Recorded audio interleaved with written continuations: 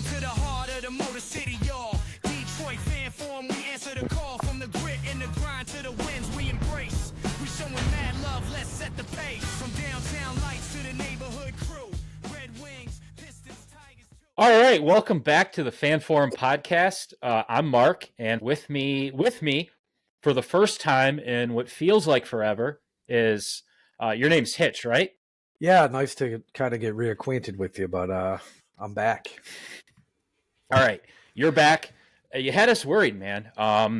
There was a rumor that went out there real quick that you took the loss of the Bills game to heart and shipped yourself out to Buffalo, tied yourself to Josh Allen's maple tree out in his front yard nude, and you would not break away. Is that true? Is there any truth to that? I went full Woody Harrelson style for a minute. I had to get some emotions out. I still owe you a case of beer, but it was a good game too. I don't know how much you guys covered of this while I was on my hiatus, but it was a good game. You can't spot a team like the Bills 14 points before you decide to show up, but not mad about it. There's also a picture with you, and I don't want to thank you for finally breaking that game down. What's up with you in Russia? Is there any truth to you next to Putin? I went out to negotiate this gas pipeline issue, try to speak up for Ukraine. Didn't play out well, but whatever. No, I wasn't as successful as Rodman or who's the karate asshole? Seagal. Yeah. The bar set high. Well, welcome back, Hitch. You've switched to Miller Lite? Yeah, I didn't have time to stop at the party store today. I got all these left over from Christmas. Happy New Year, by the way. Christmas in Russia. Happy New Year to you, too. Cheers. Beautiful. Well, yeah, so the game that I went to with Jason, yes, they did lose that game, which Wayne and I did talk a little bit about how it didn't feel like a loss, even though we did lose the game. I was there. It was the best game I've been to as a Lions fan, not only because of the environment, but the Bills fans were just really cool. We talked a little bit about how I think our fan base and the Bills fan base is very similar. We talked a little bit about the Vikings being fake, not real, which... True colors. There we go. I mean, it wasn't a knock on them either, man. I keep telling these Vikings fans, I really respect your defense. I really like what your defensive line and your linebackers do, right? So, there's a lot to talk about this game. I thought the Bills game was going to be the biggest game of the year, but just by the way this season ended, Hitch, I mean, we've got a 14-win team going into a wild card. Unreal. So it kind of took that Bills game and it shrunk it down, really. It was the biggest game of the season up until that point, no doubt. Yeah, it was. Yeah. But they flexed it to Sunday night, which we all anticipated that was going to happen. And it was a home game for us, so we knew the environment was going to be crazy. And I thought to myself, dude, it was crazy when we played the Bills. But I think it's going to be nuclear. And it was. A friend of mine that went to the game, he came to work the next day and his voice was shot. And he's like, it was just, season ticket holder, right? Says it was the most, like, in a good way, like exhausting, crazy, energetic thing he's ever been a part of. That's awesome. I could tell you just the one game I was fortunate enough to go to this year, game 1, the Rams game, Sunday Night Football. Yeah. It was more electric than any concert I've ever seen. The only thing I could compare it to is when I used to be able to go to playoff games at Joe Louis. That building would shake and it would be electric and we were witnessing a dynasty. That's the only thing I could compare it to. No, that's it, man. I mean, it's, you made some comments and we made some comments too. This is starting to kind of be the Red Wings-esque style team now. if you can't tell, and I don't know how your Christmas was, but my Christmas was covered in lion stuff, which was awesome. Nice. Everywhere I Nice. went shopping was lion stuff, right? I haven't seen that from this city since probably the late 90s, early 2000s when it was all Red Wing stuff. Oh yeah, you remember people driving around with the flags that roll up in your windows, and people with pom poms. Yep. That the octopi was everywhere. That's what we're experiencing now. I mean, I see that all grit banner. Yeah. Talk about hitting a home run with a catchphrase like "all grit, baby." I mean, this team is not just built to win; they're built to be monetized, man. It's everywhere. You're right. And Sheila said that not only did she want to build a winning team, but she wanted to make the Lions cool. They are. And I know she successfully has done that. And every time I think, okay, well, I've seen enough, right? This gear is really sweet. I go to a store, I see something else. Go to the stadium store, the Fanatics store. Wow. Oh yeah. Overwhelmingly Absolutely. cool stuff in there. I mean, Yep. blows LCA out of the water, dude. It Yep. blows Comerica out of the water. So all right, let's talk about this game, dude. We finally got you back to talk about a game. It's a huge game. It was awesome for the NFC North. It was for the number 1 seed. It was for bragging rights. It was for home field advantage. It was for a lot of stuff. It was for, I would say, first round bye, baby. Oh, so hot, so good. All right, so we'll start it off. Obviously, what were your thoughts going right into this?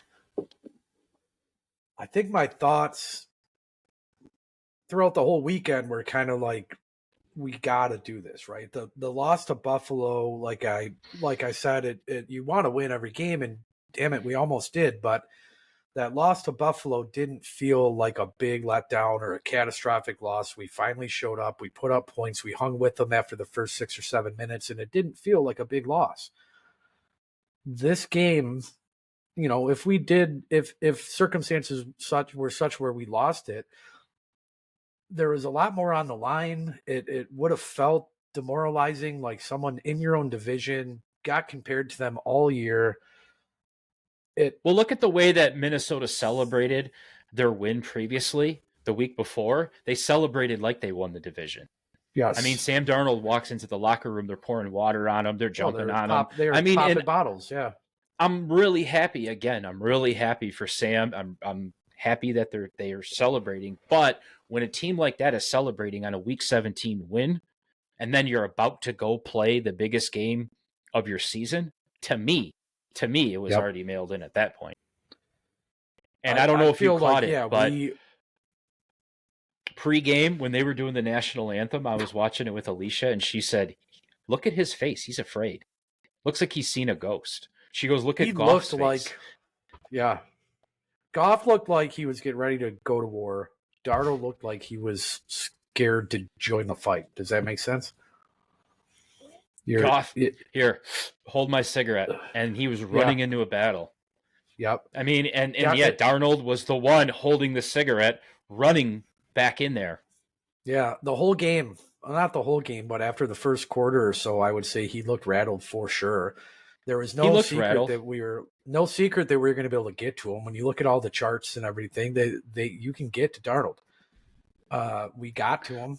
We hit him on every fucking throw, it seemed like, or got in his face every throw.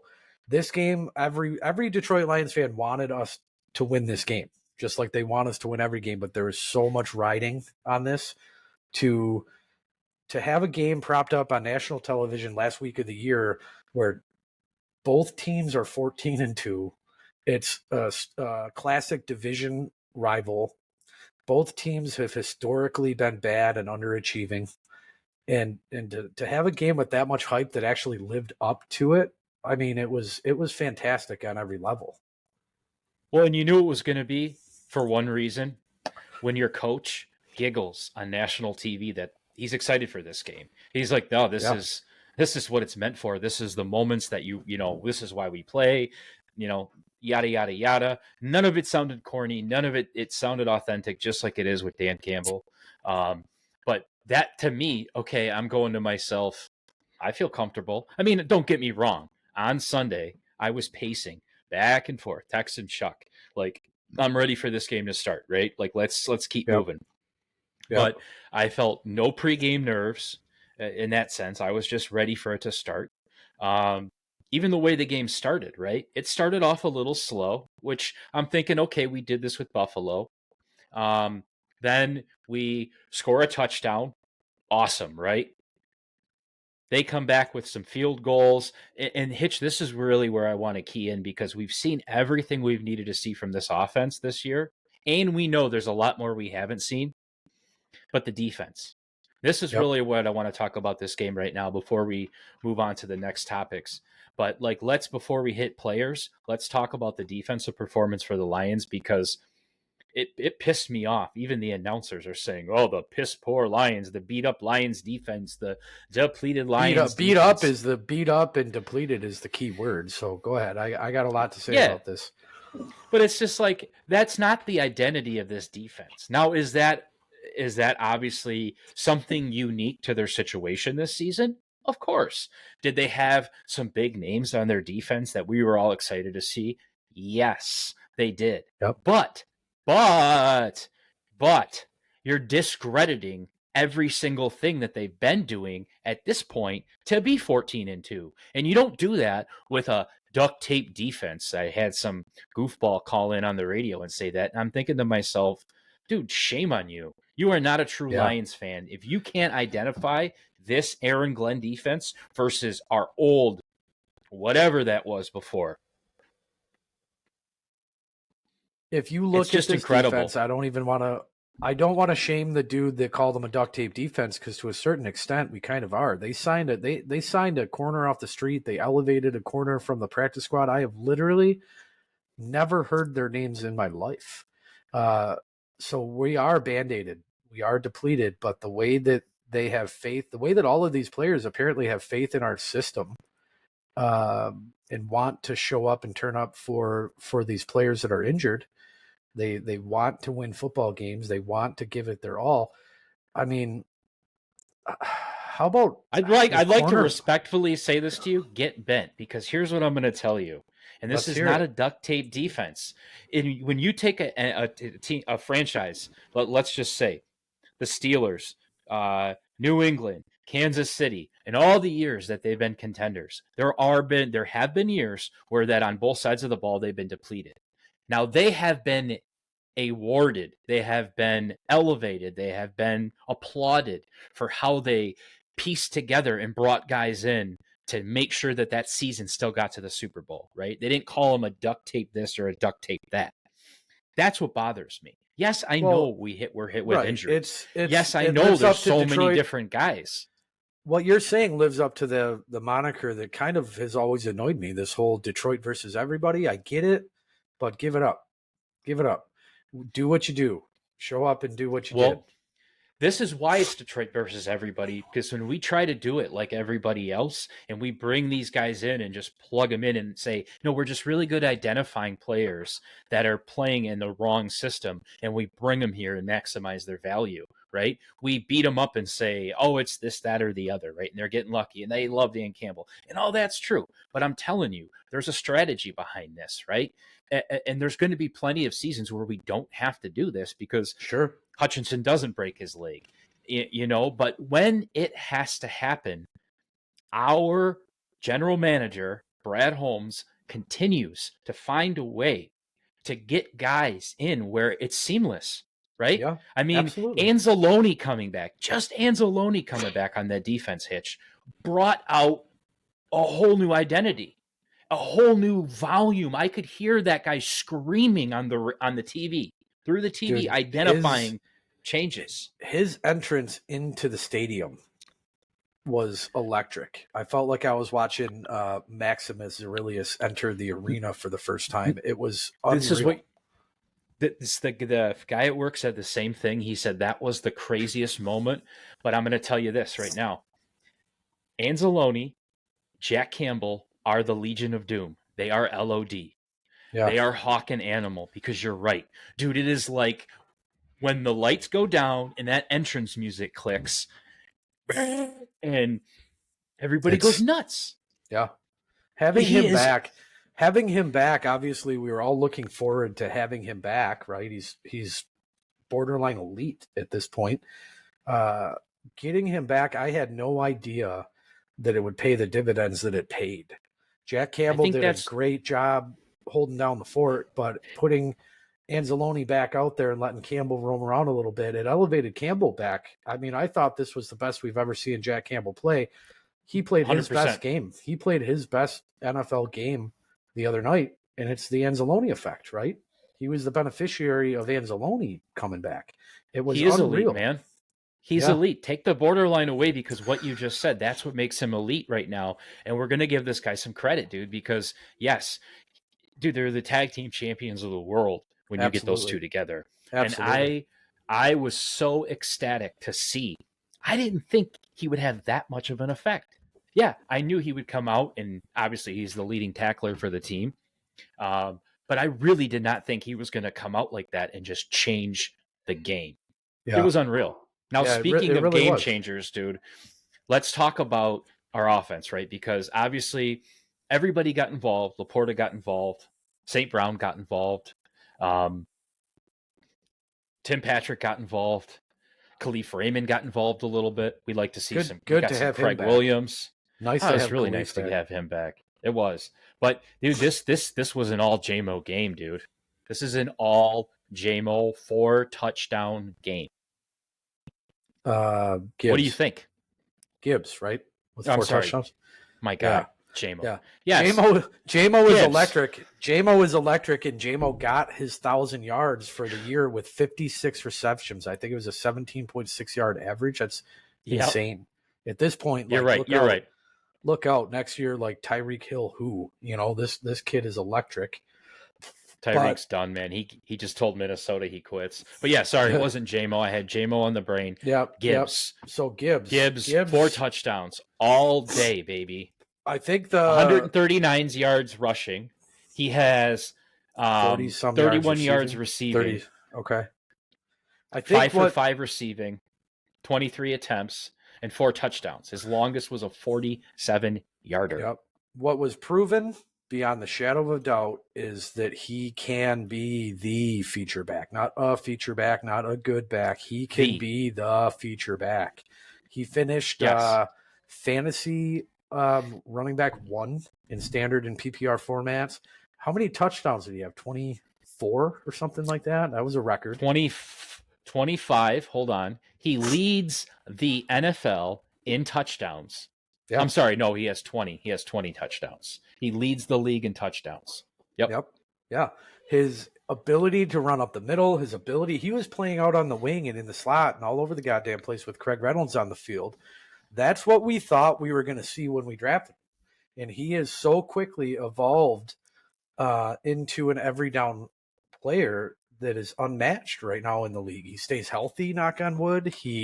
His ability to change direction, to break tackles, you can't diminish what the offensive line does for him, but the offensive line does the same thing for Craig Reynolds, same thing for, whoever's next man up. But I don't want him to have to be the feature back. We got to take a look at this right now. Well, let me say this. I don't want him to have to be the feature back, but he has proven that he can do it. It's just another tool in our belt that is better than everyone else's.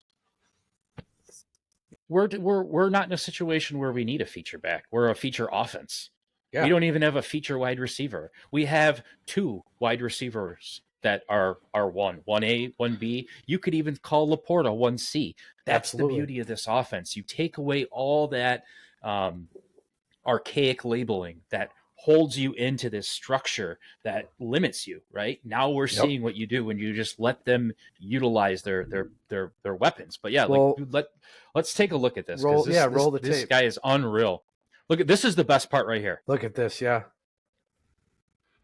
I couldn't believe it watching it in real time.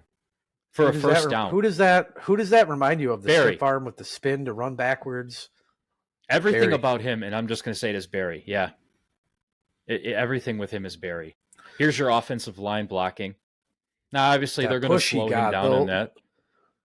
Sure, they'll show the push in this highlight reel for sure for the touchdown, but the push for the touchdown, like that stuff just doesn't happen for other teams. You don't make linebackers just fall to the ground like that either. I mean, You don't have a guy in the league that can utilize the stiff arm, the stop and go, the change of direction, the truck stick the way that he can. He's the full package. You want to talk about this play? This is right up your alley. Go for it. I'm a little frozen here. Oh, here we go.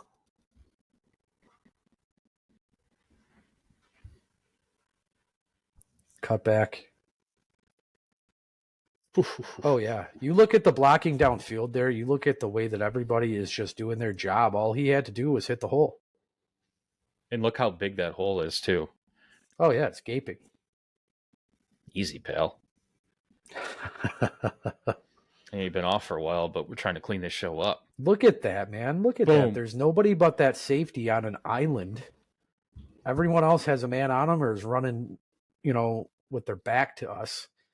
Wide open. Brock Wright, your tight end. Taylor Decker's just watching, going, he's gone. Laporta, he's gone. Glasgow, he's gone. Yeah. And that safety's already flailing. Yep. You can't catch him. Plant your foot. There's a D lineman going to try and take him down. Here goes the safety, just flatline. And he's gone. Yep, gone. Right to the corner. Gone. Phenomenal. Now look at the offensive line on this play. Look at the wall they built. Look at the wall they built. That Unreal. was totally by design. They slipped in who they wanted to come in. The offensive line built a wall, walked across the first down. And look at second effort, the bounce out. That should have been a tackle for no gain or maybe 1 yard, and he picks up 4. And that's why you can't forget that in the highlights, because that's so important to what he does. Oh, Look at that. They try to hold him and they can't. He got through so fast he couldn't even hold him if he wanted to. 4th and 2. 4th and frickin' 2. And this is the play they call. Yep. You're right. Watch. Zip. Nope. Can't do it. Yep. He tried to grab him. They coach There's you. Take nobody the flag there if you're burnt. I love the fullback, the motion into a actual fullback. There you go. Nice? Dump off. Refreshing. Look at the design. Look at the design. He's wide open and he's got a tight end coming up to clean up if he needs to. This is all by design. Again, fullback. One cut. Oh my God. Yeah. Unreal. I mean, do they not understand what he's capable of doing? I think they know damn well what he can do, and they just can't stop him. Look at how often they're blitzing. That's the answer I wanted you to give. I know. Yeah. And that's a team that does this. This is what they do. Yep. Look at that. Look at that. While we're breaking this down, I want to go back to a blitzing stat about our defense. We got more pressure leaving guys home than we did bringing the blitz in this game, and that speaks volumes to what Aaron Glenn can do. Right? We did not. I didn't even think bring about the that. house like they did at us. Yep. I didn't even think about that. We're getting more pressure by design with our front four than we do when we bring blitzers. And every pregame breakdown. How do you throw against that? And every pregame breakdown of our defense said they're just going to go into man coverage and they're going to bring the house and blitz. So, that's why he was sitting on the bench at the end of the fourth quarter, just chilling. Don't you love that shit? I don't even have to watch. Oh my God. Did you see the clip that went viral of him at the Pistons game with his wife? Oh my Lord, yes. Holy shit, that gave me that was awesome. Such a good positive vibe for that. It was like a bigger ovation than you would have expected for Iserman or Barry. They just bowed down to him and he just sat there like a goddamn professional and just thank you. The guy. I mean, he's ready for the big moment. How many teams in the history of the NFL have a defensive coordinator that is like a celebrity? None. Hey, don't slight Ben Johnson either. If he was at the Pistons game, he'd be up on that screen. For sure, dude. I would argue that he would have got a bigger ovation, but you have a defensive coordinator that is just moving about town, going viral for the receptions he's getting. It's unreal. It's Stan Kwan level, dude. That's the last time I've loved a coordinator this much. It's been since Stan Kwan. Rest in peace. Rest in peace. Man, I love Stan Kwan. I met Stan Kwan. I was fortunate You enough did not meet Stan Kwan. I met Stan Kwan. I had a dinner with him at a NFL banquet, At an and Arby's in yeah, Ypsilanti yeah, next to a family video. I won the door prize at this banquet that we were at, and he was like so happy for me. It was unreal. I still have it in my basement. A Stan Kwan dinner? Yeah, yeah. It was when I had God, the that's Hall of awesome. Fame. How did I not know that?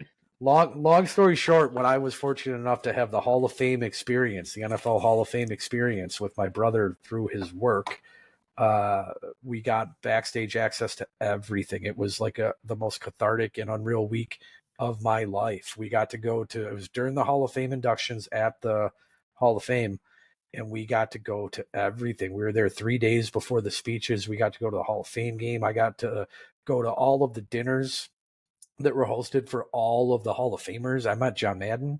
The first motherfucker I met in Canton was Jerry Jones. I waited in line at a bar similar to like the whole wedding free bar situation with Roger Staubach. But at this dinner that we went to, that was like a question and answer for the panel of guys that were about to be enshrined, hosted by Hall of Fame Buffalo wide receiver.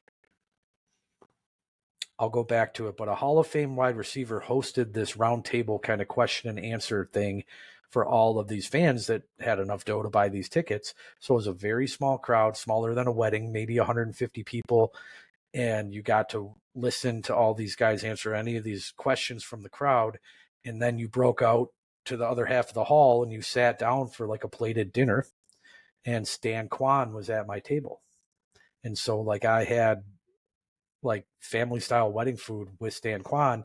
And at the end of the afternoon, they auctioned off or raffled off the centerpiece, which was a reproduction, like a reprint of a Hall of Fame football, full size football, autographed by all of that year's enshrinees.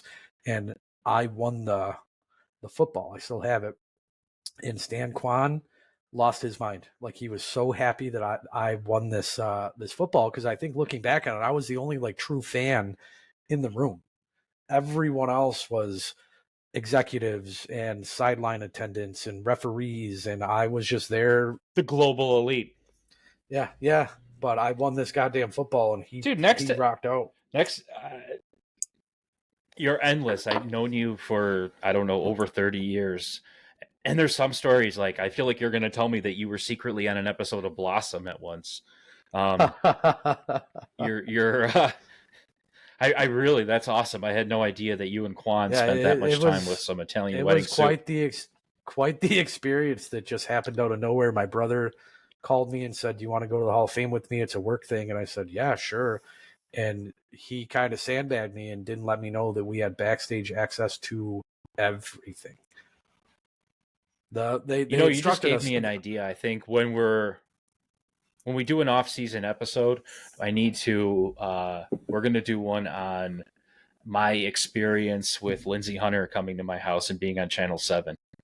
Okay. And that's what we need to do. Sports stories that nobody will believe that happen. I've got a couple to interactions. Well, let me like when I got to practice with Alliance. Really? Yeah. Oh, we'll do a whole episode on that. So, well, let me ask you the. I got off on your Quan. Yeah, let me ask you the trivia question that the director of the NFL Hall of Fame asked me at the dinner that I had with him. It's just trivia.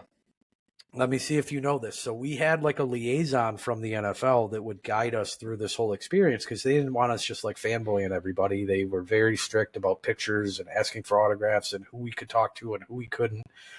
So come to find out, on day 2, this lady that's guiding us around, she is Roger Goodell's personal secretary.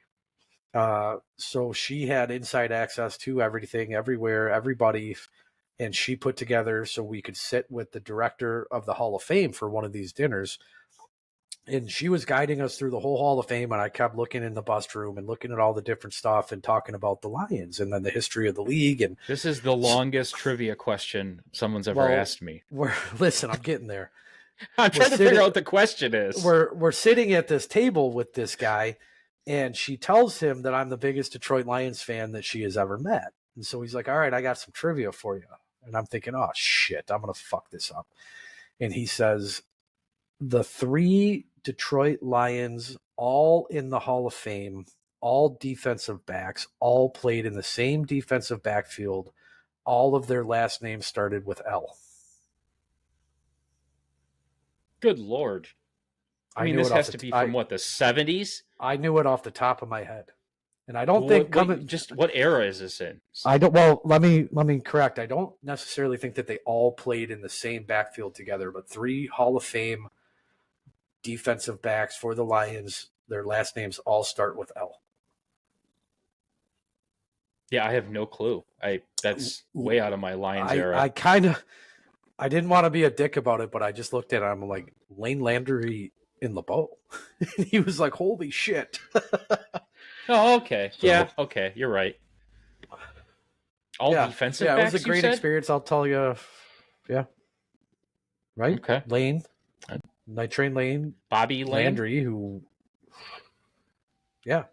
No, Night Train Lane. And LeBeau, who went on to coach. Okay. That's where my head went. Yeah, and Landry. So... Well, according to YouTube, our demographic is they would be dead. The guys that would have know who the fuck those players are. I think Dick LeBeau is. But still alive. Is he? It was an experience. I'll tell you all about it one day. But it was something else. Everywhere I turned, the first person I saw besides for Jerry Jones, we were standing at this reception party. And we were just told explicitly not to talk to anybody. No, don't ask for autographs. Don't ask for pictures. And the first person I see when I look up is John fucking Madden. Oh boy! And my brother looked at me. He's like, "All right." He's like, "I know you got to say something." The mighty duck guy himself, right? My brother said, "I know that you're going to say something to him." He's like, "If we get kicked out, we get kicked out. Just say something to him if you want." So I walked up to him and I had all this stuff in my head as I'm crossing the room, and I get up to him and I say, "Mr. Madden," and he, hey guy. And I said, I just really want to take the opportunity to tell you that I love your video game. And he goes, yeah, thanks, man. Thanks. Pass the shrimp. That my say whatever you want to one of the idols of my life. And I said, I really like your video game. I knew you've been on an episode of Blossom. I swear to God, this is endless. This is like an episode of Curve. Oh God. Well, back to football. Back to football. I don't want to take your Stan Kwan moment away because I thought we were making some big headway on bringing him back because I feel like he was one of the most underrated coordinators the Lions have ever had. Tom Moore is you think number one. Oh yeah, that guy. What he went on to do in his career with Cleveland and with Peyton Manning and Indy, Tom Moore is where it's at. I just thought Stan Kwan was so cool. Just a guy that you just looked like he was leaving that parking lot in a Mazda Miata with his blackout glasses on. Yeah, I don't know Stan's history as an athlete or a coach besides for the Lions, but he struck me as one of those guys that like die hard. Well, those that can't teach, right? Like I was one of the world's worst football players. My size, my motor, I was terrible at it. Yeah, I mean, you saw it. You don't have to be nice about it.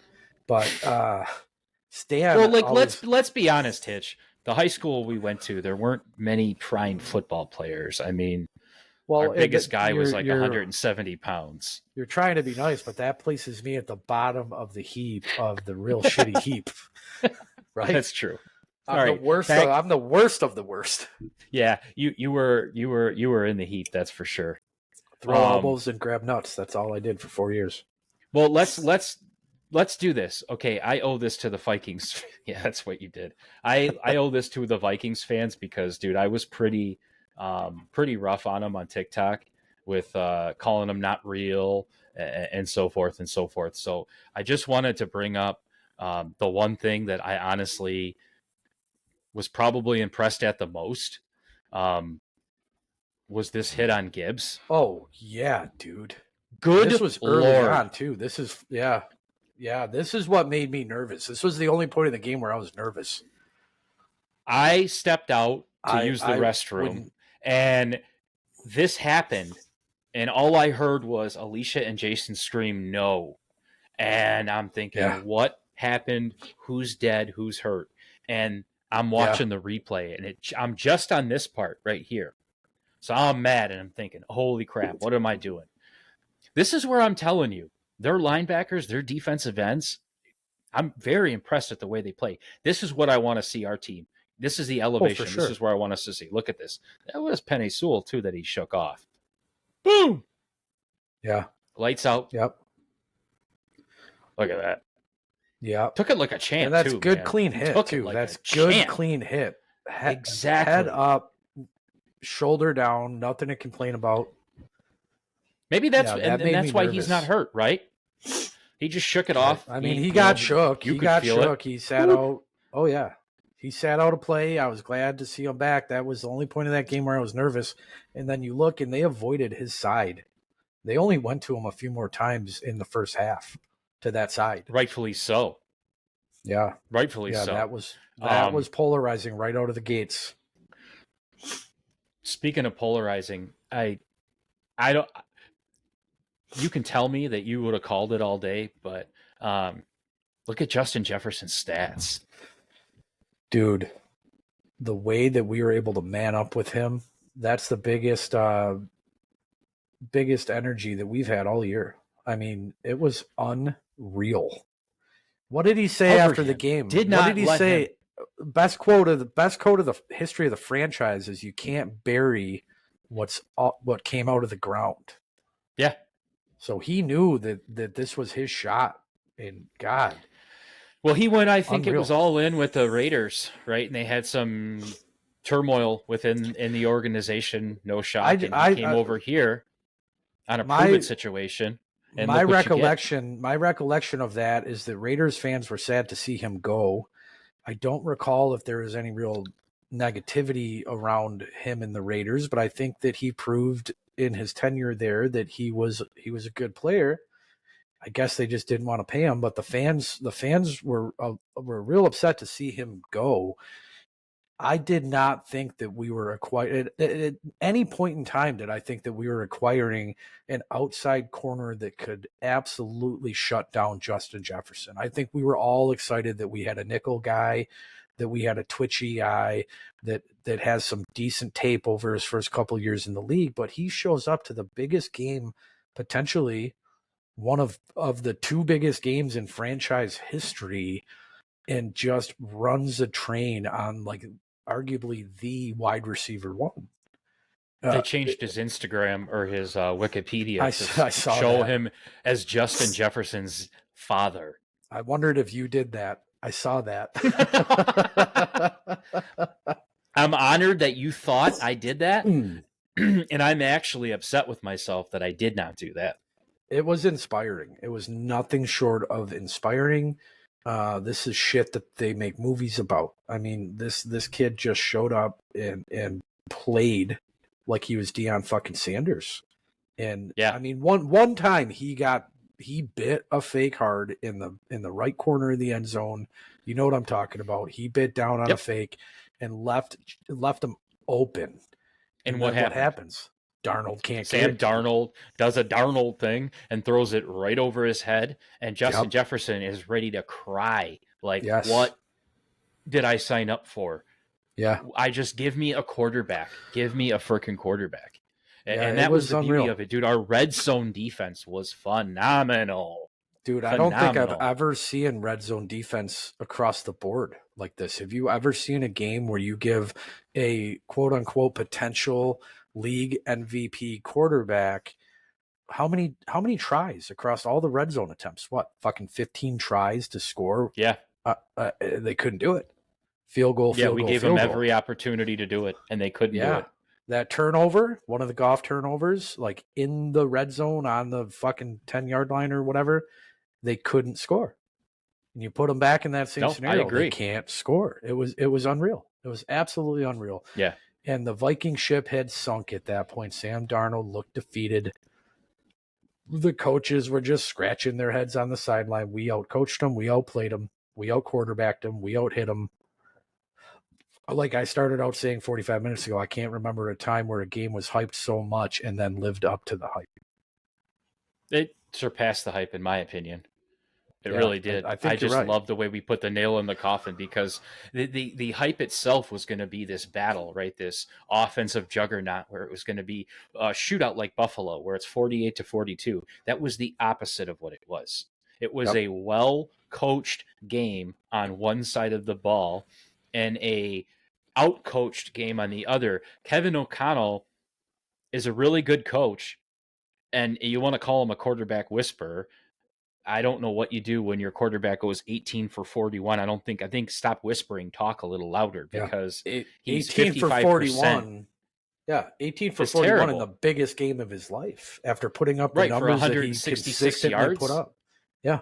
Yeah, that's what you're going to get, right? I Yeah, mean, those are Mike McMahon, Charlie Batch, Joey Harrington numbers. That's not a 14-2 purple people eater. That's just some pedestrian that's what you numbers at do best. when you're 14-2 and you take your starting quarterback out like you're the Chiefs and you put your Carson Wentz in, right? You put That's what Hendon you'd Hooker. expect. You put Hendon Hooker on the other side of this for 4 quarters, and Hendon would have put up better numbers. It was an implosion by Sam Darnold.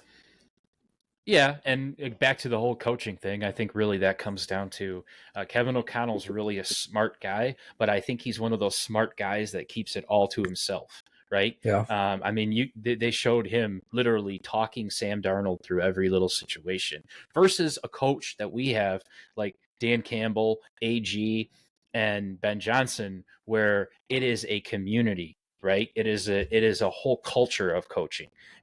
Their sidelines are completely different, and I think that's why Nick Bosa, after the San Francisco game, Hitch said that team looks like a fun place to play. Oh yeah, because it is. Tyreek Hill said the other day, like, I like Jared Goff, and if I had the opportunity to play with Jared Goff, I would go do that. Like, people are already putting feelers out to come join this team, and the playoffs hasn't even fucking started yet. It's unreal. And we're at $62 million in the cap next season. That's another big reason too. Yeah, and not only are we going to go to a Super Bowl and win, we'll restructure and make that $80 million in the cap. But it really comes down to, like you said, we're in a good situation. I'm feeling really good. Obviously, we have social media is going off crazy right now. There's how many pictures that are coming out of the Vikings game. So many cool moments of Gibbs scoring touchdowns. The Amon-Ra St. Brown cake that the bakery did in Rochester. Yeah, I just saw that. Like, Tracy showed me that the other night. That was pretty cool. Floor to ceiling. That was super cool. I know people were actually actively like, hey, let's go out there and take pictures of it. So it was great for that bakery that hooked that up. Erica from high school took her kids out there. She posted pictures of it the other night. Yeah. Yeah, they're super big, man. They were out in San Francisco for the game. I know they've been to the KC games. Oh, the other It's Erica. really cool to see all these families. Yeah. Oh, the other one? Okay. John's Erica. Gotcha. Well, either way, it's nice to see all of our friends getting their families involved in this too. It's not even just like I love the bandwagon. I love the bandwagon fans. I was thinking about that today earlier. I love the bandwagon fans, dude. I love that people are finally as enthused as we have been since we were in elementary school. Like they're finally joining the party, man, and I love it. I have no ill feelings towards the fair weathers. This has been since elementary school. I mean, yeah. And I don't even call them fair weathers. I really there's no way you could have stuck behind these teams like a psycho like we did, everybody. Yeah, right? That's true. I guess we call them new fans or late to the party fans, but they're just not, they don't enjoy pain as much as we have. But it's awesome to see, right? Because they're fully invested into this team, and it's really cool to see, dude. I've never seen so many Lions jerseys, Lions hoodies. The price of the Lions gear is through the roof. It's outrageous. It is. Man. It really is. I was talking about how much money everybody spends on Christmas every year, and my sister said, well, don't give your wife any shit about it. How much do you pay for a Lions hoodie or a jersey? And I said, well, obviously you don't listen to our podcast. I said I have very little of it because I refuse to pay $60 or $80 for a hoodie. I refuse to pay $45 for a t-shirt. But half the time you refuse to pay money for Windex to clean your camera. This is true. I don't know if this is the smoke. There you go. How about that? We're not really Nope. sure. We're just Nope, happy no you're better. here. Right. No better. Yeah. You might be calling in from a phonograph next week for all I know. I almost did it from my iPhone upstairs because it's so fucking cold in here, but I lit a fire. I'm Got telling the you, space this heater on. crazy concept of indoor heating and lighting is wild. But Well, we can't know drop that F-bombs and hit cigarettes in the house. understand. All right. Well, I think that kind of covers everything, man. I mean, that was that game set us up for, like we said, the bye. We have plenty of time to heal. We have a lot of players coming back. Um, I don't know. We got anything more to add? Oh, I mean, we could talk for hours, but we're gonna cut it out. We're gonna get back out here, post a lot of new shorts like Mark always does. I mean, if we could just go and go and go, but it's been an hour, right? Yeah, somewhere around there. Yeah. So we'll leave you with this pearl of wisdom.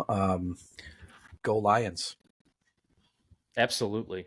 All right. Well, please get out there. And I know I say this a lot, post this a lot, but, we need everybody we can to subscribe. We have so many people listening. We got 90% crazy listeners from last week, but they were non-subscribers. So if you're still listening 46 minutes in, please just make sure you're subscribed either on YouTube or Spotify. But outside of that, that's it, man. I hope everybody has a good week, and peace. Forward down the field. See you. Welcome to the heart of the Motor City, y'all. Detroit fan form, we answer the call. From the grit and the grind to the wins we embrace. We showing mad love, let's set the pace. From